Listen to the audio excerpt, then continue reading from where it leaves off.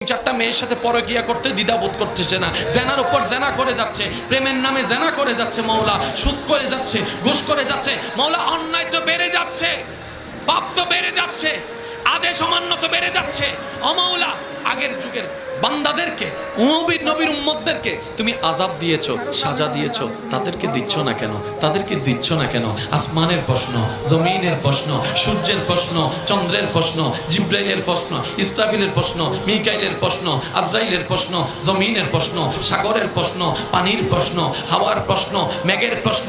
এবার রব্বে করিম বলে, শুনো শুনো, তোমাদের কথা সত্য, আগের যুগের যারা আছে তাদেরকে আমি আযাব দিয়ে ধ্বংস করে দিয়েছি অমান্যতার কারণে, বেয়াদবির কারণে, গুনাহের কারণে, বেয়াদবির কারণে, গুনাহের কারণে, পাপের কারণে।